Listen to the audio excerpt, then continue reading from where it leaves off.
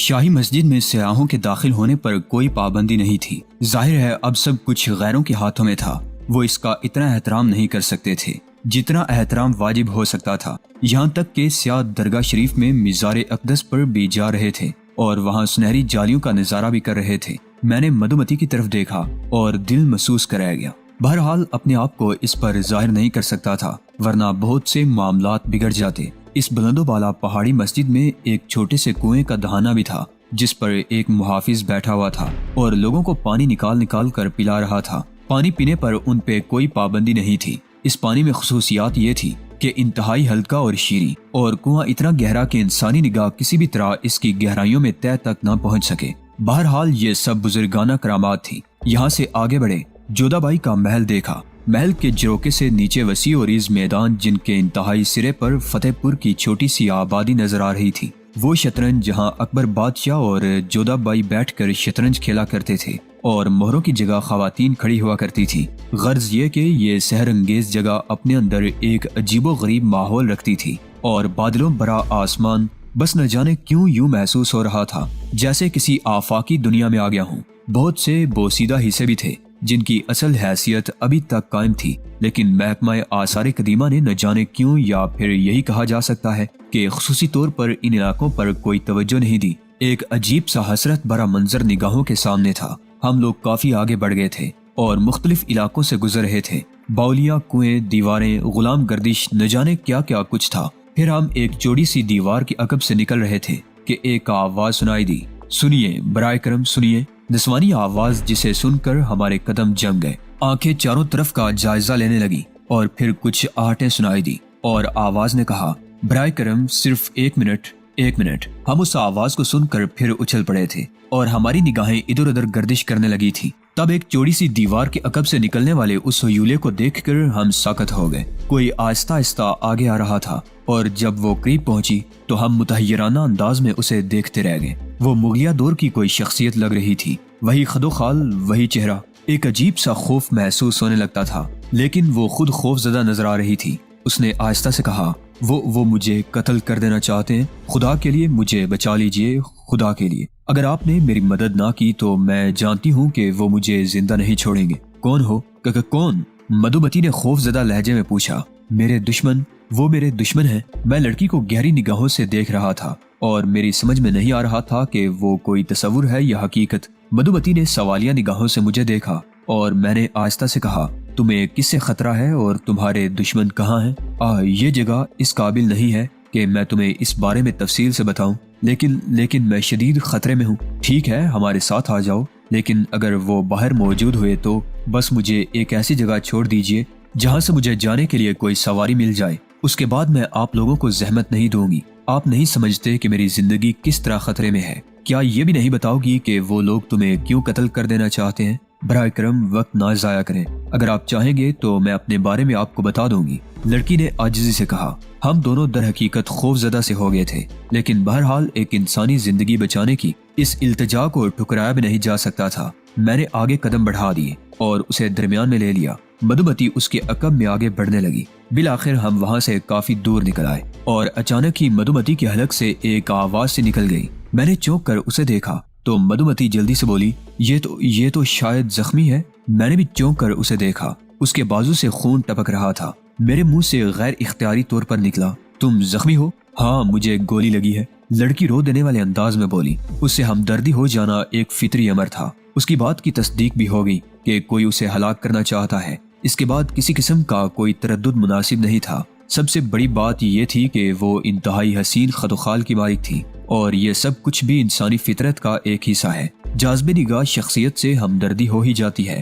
ہم اسے لیے ہوئے گاڑی کی جانب چل پڑے۔ ویسے میں چوکنا ہو گیا تھا کیونکہ لڑکی کا کہنا تھا کہ اس کے دشمن اس کی طاق میں ہیں۔ مدھومتی مجھ سے زیادہ مستعد نظر آ رہی تھی۔ جلدی سے گاڑی کے قریب پہنچ کر اس نے گاڑی کے دروازے کھولے اور ہم نے لڑکی کو اندر پچھلی سیٹ پر دھکیل لیا۔ وہ اپنا بازو دبائے بیٹھی تھی اور اس کے چہرے پر شدید تکلیف کے آثار تھے۔ مدھومتی نے اسٹیئرنگ سنبھال لیا اور میں اس کے قریب جا بیٹھا۔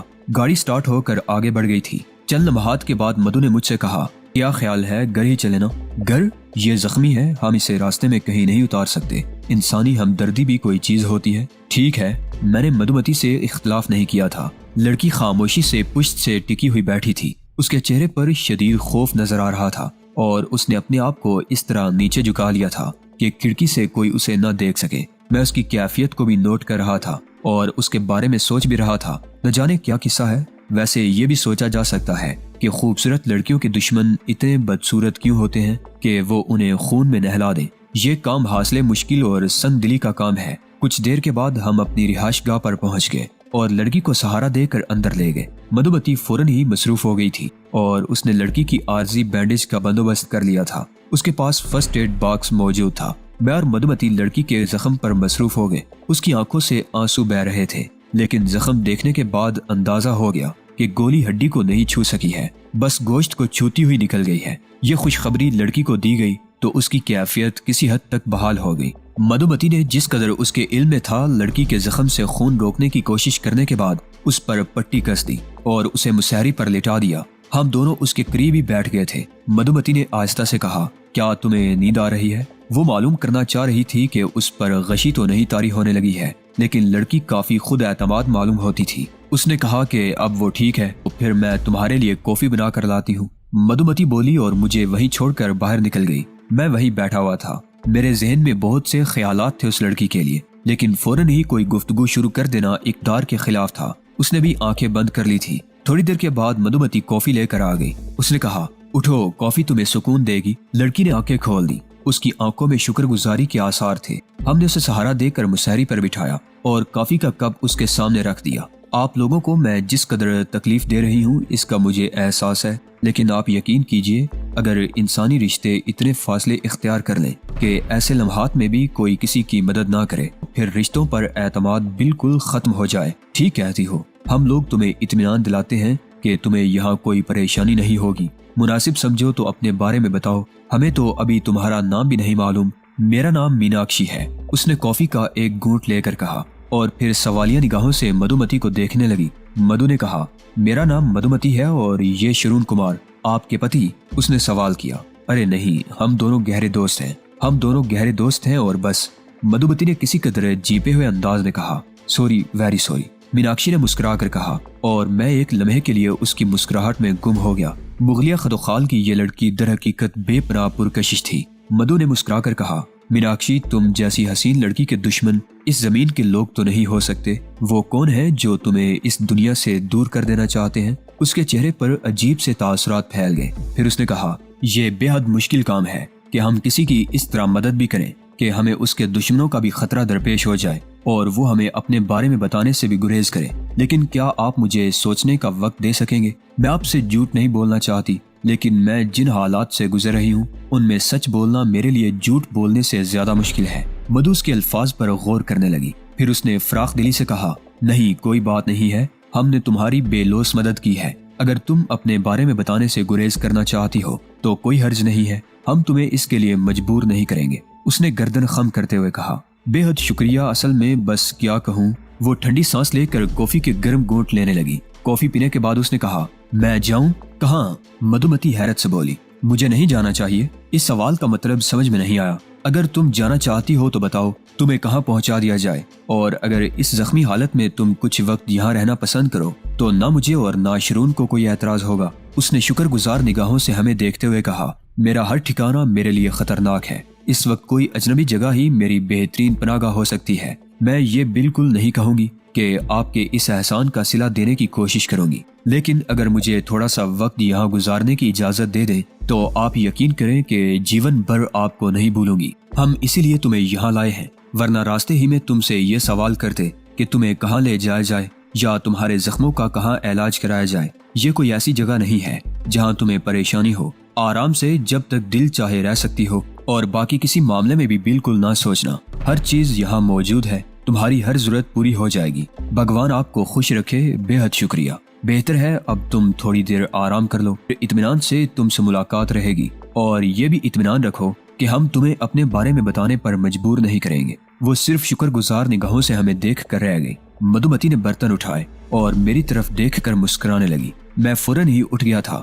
हम दोनों उसके कमरे से बाहर निकल आए। बाहर निकलकर मधुमती ने कहा, खूबसूरत चीजों से इत्तेफाक और दिलचस्पी इंसानी फितरत का एक हिस्सा है, और अगर कोई खूबसूरत चीजों से मुतासिर ना हो تو ہم اسے بے حس کہہ سکتے ہیں؟ مطلب، میں نے سوال کیا اور وہ مسکرا کر مجھے دیکھنے لگی۔ تم وہاں بیٹھنا چاہتے تھے؟ نہیں، میں نے پورا اعتماد لہجے میں کہا۔ وہ بہت خوبصورت ہے اور مسکراتے ہوئے تو بے حد حسین لگتی ہے۔ جو کچھ تم کہنا چاہتی ہو مدھو، میں سمجھ رہا ہوں، اور برا مان رہے ہو میری بات کا۔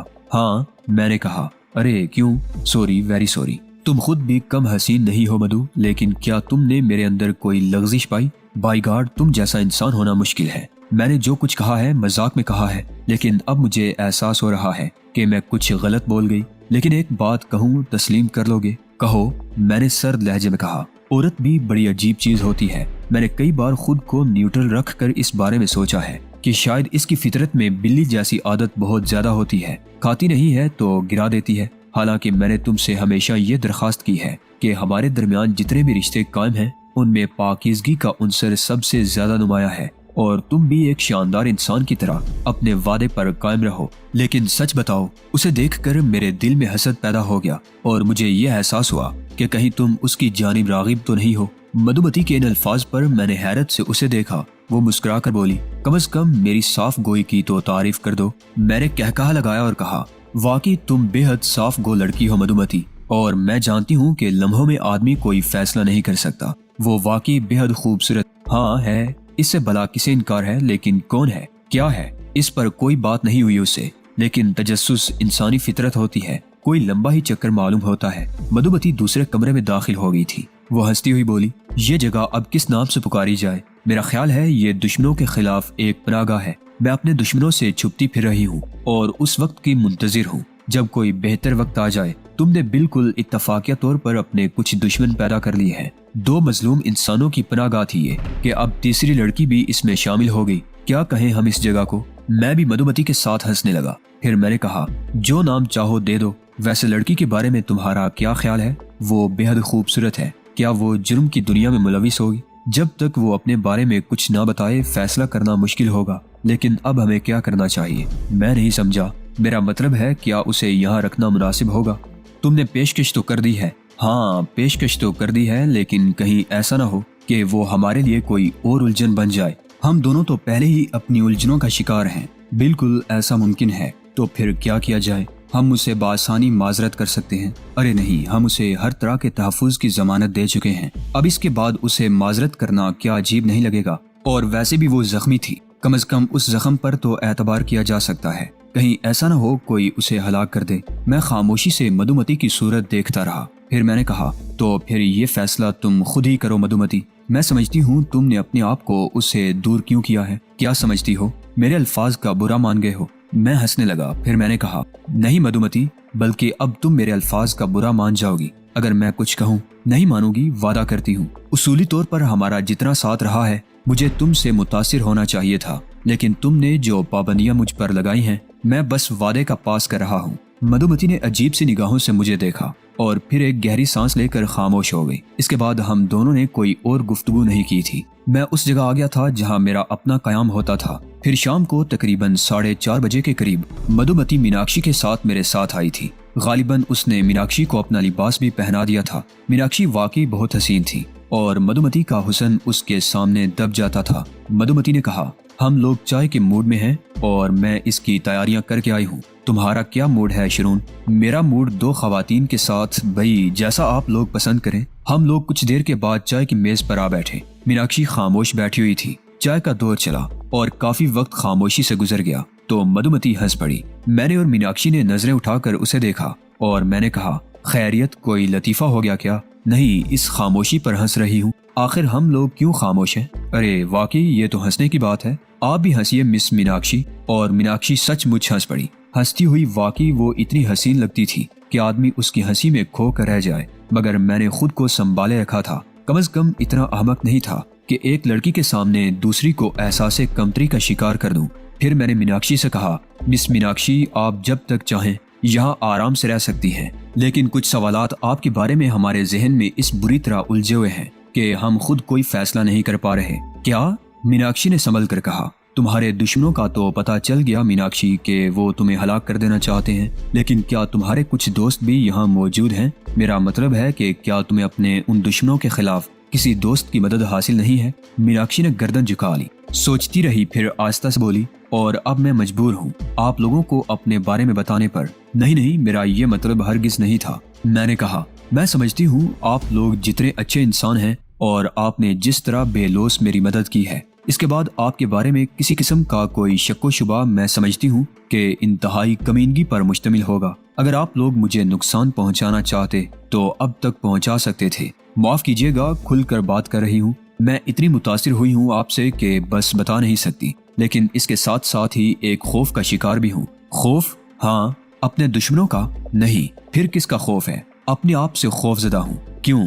اس کے بعد جانتی ہوں کہ مجھے آپ لوگوں کی یہ محبت اور توجہ حاصل نہ ہو سکے گی۔ میرے بجائے اس بار مدھومتی نے کہا، دیکھو میناکشی، وہاں فتح پور سیکری کے کھنڈرات میں ظاہر ہے ہم تمہاری مدد کرنے کے لیے کسی مجبوری کا شکار نہیں تھے، وہ انسانی ہمدردی تھی، اور سچ جانو تمہاری شخصیت بھی تھی جس نے ہمیں تمہارے بارے میں جانے بوجھے بغیر تمہاری مدد کرنے پر آمادہ کر دیا تھا، اور اب بھی وہی کیفیت ہمارے دل میں موجود ہے۔ تم جو کچھ بھی ہو، اس کا تعلق صرف تمہاری ذات سے ہے۔ باقی جہاں تک اس کا معاملہ ہے کہ ہم تم سے نفرت شروع کر دیں گے، تو اس کا کوئی تصور ہمارے ذہن میں نہیں ہے۔